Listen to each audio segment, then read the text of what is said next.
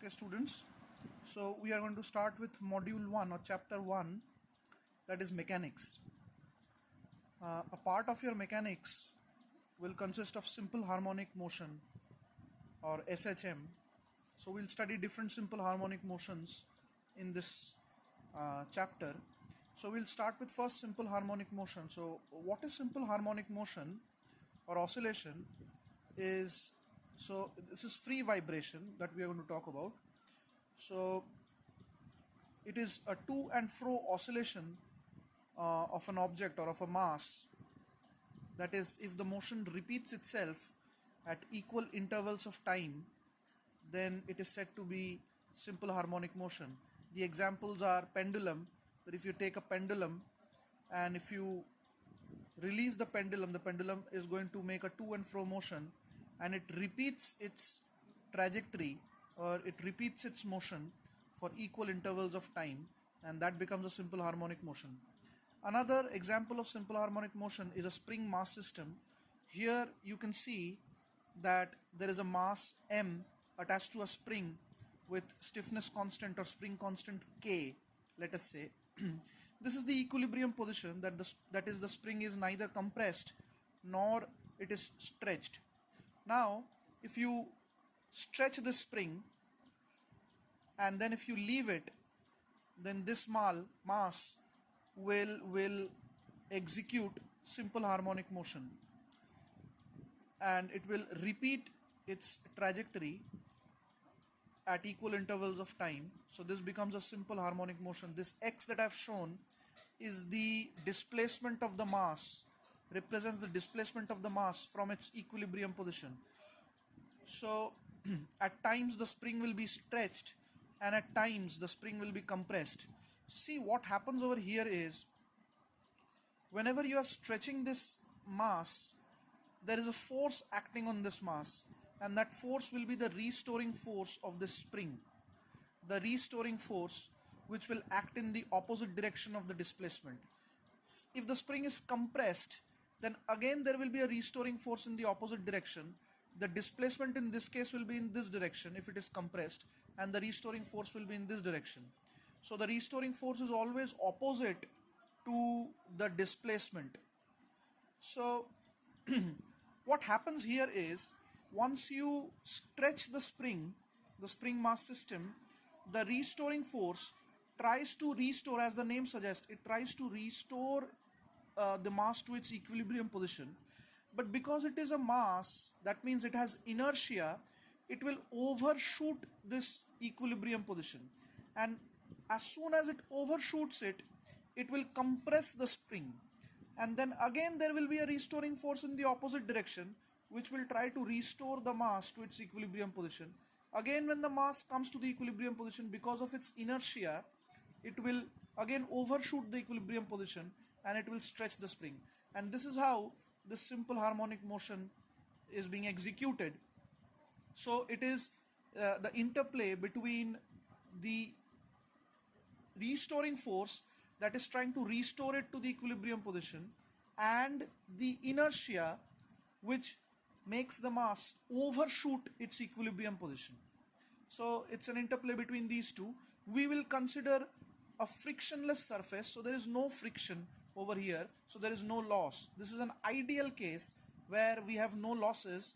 So if you apply muscle power, then your work done in stretching the spring again will be stored as the potential energy, and the spring will execute that motion if you leave it, and its total mechanical energy must remain conserved because there is no friction, so there will be no loss of mechanical energy. So the total mechanical energy of the spring mass system must be conserved. We'll see this mathematically. So what is the force according to Newton's laws of motion? So this is free vibration. Why free? Because if you leave it, then it will keep on oscillating without any decay of its amplitude. That is, if you take the spring mass system, let us say you take the spring mass system to outer space where there is no atmosphere, there is no air, nothing. So there is no viscous force, no frictional force, and if you stretch the spring over there, stretch the mass and the spring, the mass will keep on oscillating without any decay of its energy. So the total mechanical energy will be conserved. So we'll see this very ideal situation, that is free vibration in this case. So we know from Newton's laws, force is equals to mass into acceleration, and here I have considered the motion to be only along x-axis. So the only force acting on the system is the restoring force, and you know that restoring force is proportional to the displacement. So the more you stretch the spring, the more is the force that will try to restore the mass to its equilibrium position. So the restoring force is definitely proportional to the displacement. The proportionality constant is nothing but the spring constant K, and definitely there is a minus sign which indicates that the force is always opposite to the displacement. So mass into acceleration must be equal to the net force acting. So the net force acting on the mass is minus of kx. So acceleration is, since it is a one-dimensional motion, acceleration is d square x by dt square is equal to kx. So we have, if we divide it by m, we have d square x by dt square is equal to minus k by mx. And if I put k by m as omega naught square, we have this. So omega naught square is k by m, or omega naught is root over k by m, and this is called the natural frequency of oscillation. So given a spring with stiffness constant k and given a mass m, you would know what is the natural frequency of oscillation. The natural frequency of its oscillation would be root over k by m. So we have this. This is nothing but a second order differential equation, and the solution of this equation is this. The solution to the differential equation 1 is this: x is equals to a e to the power of I omega naught t plus phi. You can easily check this if you want. You double differentiate it. If you differentiate it once, dx by dt, you would get I omega naught out, dx by dt, I omega naught out, and x would remain. And if you again differentiate it, that is a double differentiation, if you again differentiate it, you would get another I omega out. So you had I omega and I omega, that makes I square omega naught square, and I square is the imaginary I square is minus 1, so you have a minus omega naught square. So d square x by dt square, if you do, you would definitely going to have minus omega naught square, and x would remain. So this is indeed, please, you can check the solution, just double differentiate this and check whether d square x by dt square is equals to minus omega naught square x. Just double differentiate it, you'll surely get it. So this is the solution of the differential equation. Here A is called the amplitude, that is the maximum displacement that the mass can have. That is the maximum displacement. So the mass can have a maximum displacement of A, and omega naught plus phi is known as the phase. Omega naught plus phi is known as the phase, where phi is called the phase constant. This we know. Now always remember, e to the power of I of something, there must be an I. These are all oscillatory functions. These are all sinusoidal oscillations. So what about the velocity? Let's say the velocity is we know that the velocity is dx by dt. So if you differentiate it, see what I've done here is I've taken x to be not e to the power of I omega naught t plus 5. Instead I've taken the real part.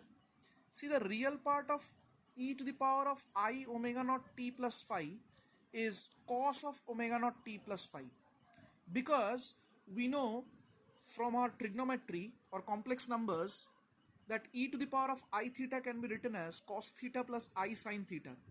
This is the real part and this is the imaginary part. So e to the power of I theta, if you take the real part of this, it is going to be cos theta. So without losing any physical significance, I can always take this the real part of this one. These are all sinusoidal oscillations, so I can take the real part of this. So I can take x as a cos of omega naught t plus phi, which is the real part of this. So I've taken x as a cos of omega naught t plus phi. So if you differentiate it to get the velocity, what you will get is a minus omega naught would be out, d by dt, and a is there. So this is the velocity that you have.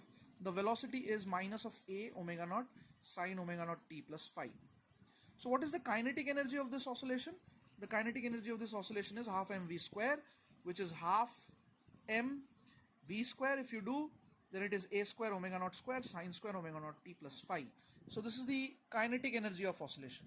What is the potential energy? We know the spring's potential energy is given by sorry, half kx square. So k, I can write k from here as k is m omega naught square. So I can write k as m omega naught square x square, and we have x as this. So I'm taking again the real part. So I'll take the cos part. So m omega naught square x square is going to be a square cos square x. I'm taking this, the real part. So it is cos square omega naught t plus phi. So what you see, the solution x, this solution will look like this. You can see this is an oscillatory function. So x, which is the displacement of this mass, is going to oscillate like this. So this is the behavior of a free vibrator.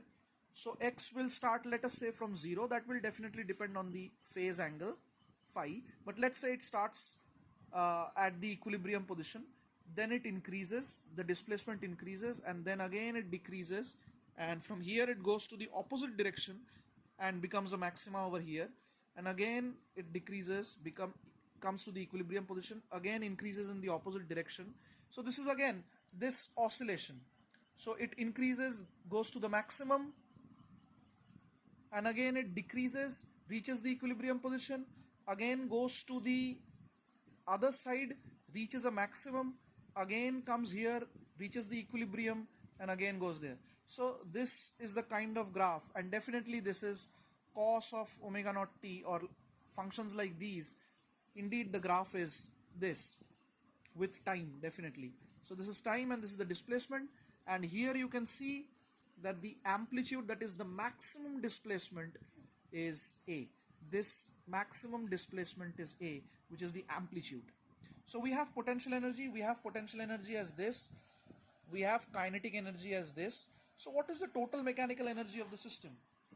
So the total mechanical energy of the system is definitely kinetic energy plus potential energy.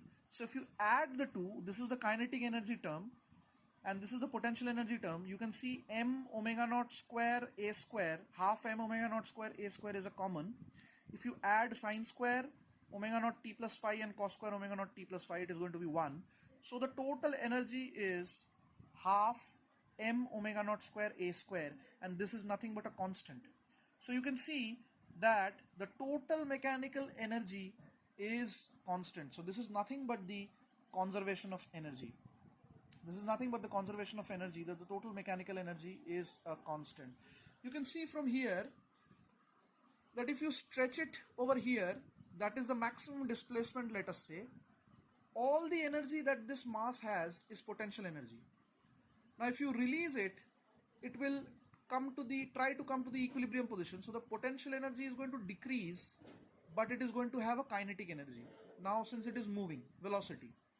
Right over here, when the mass reaches the equilibrium position, the displacement of the mass is 0 because it is at equilibrium position. So there is no stretching or compression of the spring. So the potential energy over here is 0, but it has maximum kinetic energy over here. Again it overshoots this and it compresses the spring. The moment it starts compressing the spring, the restoring force in the opposite direction reduces the velocity. So the kinetic energy starts reducing, and since it is getting compressed, the potential energy starts increasing. Again it reaches over here, say, that is the maximum displacement.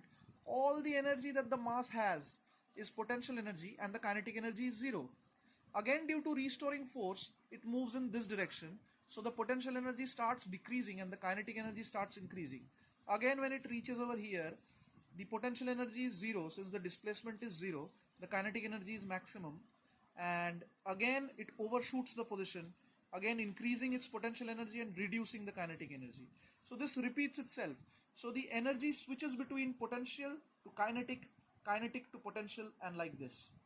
So the total energy always is fixed, which is this. The total energy is always fixed. Either it is the reduction of kinetic energy, the increase of potential energy, or the reverse. The potential energy reduces, the kinetic energy increases, but every time the total energy must remain constant. And this is what exactly what I started with. If it is a free vibration, then the total energy must remain fixed because there is no friction. So if you are giving a muscle power, you are doing work in the system. That work must be stored as the energy of the system. And if it is free with no loss of energy, the total mechanical energy must remain conserved. And this is what you get mathematically.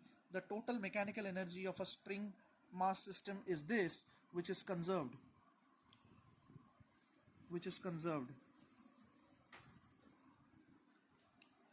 Now, let's see the time period of oscillation. What is the time period of oscillation? The time period of oscillation is the time that it takes to complete one oscillation, and that is mathematically given by 2 pi by omega naught. That is the natural frequency. We know what omega naught is. Omega naught is root of k by m. So time period is 2 pi root of m by k. So what is the natural frequency of oscillation? Definitely this is angular frequency. Definitely this is natural frequency. By this I mean natural angular frequency, and this is the linear frequency. So the natural linear frequency of oscillation nu naught is 1 by t, which is inverse of this. So I get this. Now this one, half mv square. Let us find the kinetic energy. The kinetic energy half mv square is equals to, we know the kinetic energy term is this.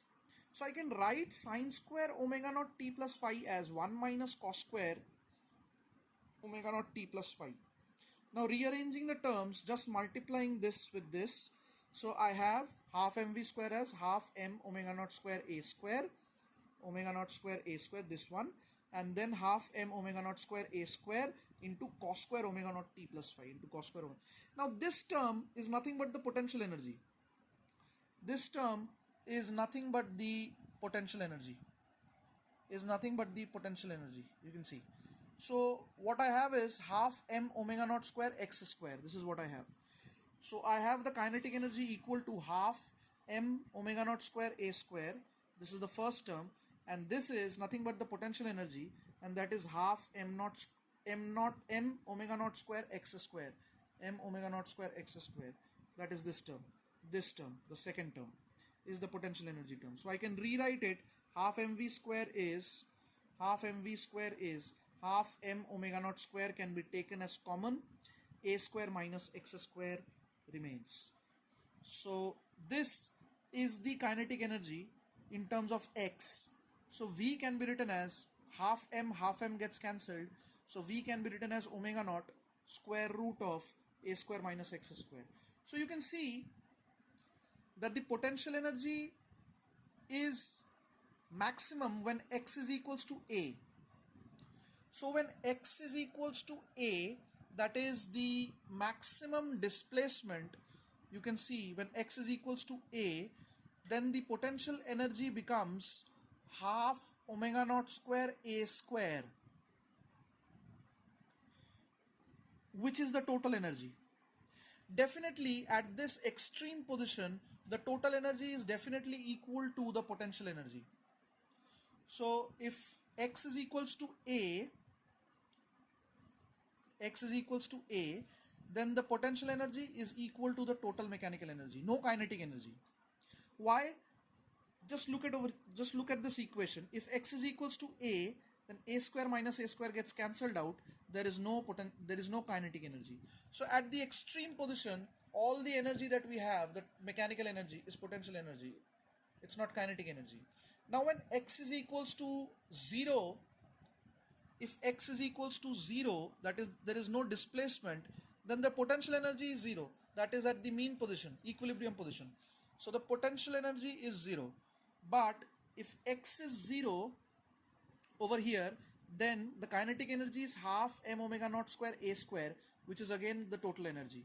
So at this position, that is the mean position, there is no potential energy, but all the energy is kinetic energy that I was talking about. So at the extreme position, it is all potential energy, no kinetic energy. At the mean position, it is all kinetic energy, not potential energy. In between, there is both kinetic energy as well as potential energy. So this finishes the simple harmonic motion free vibration. Next, we are going to deal with damped vibrations.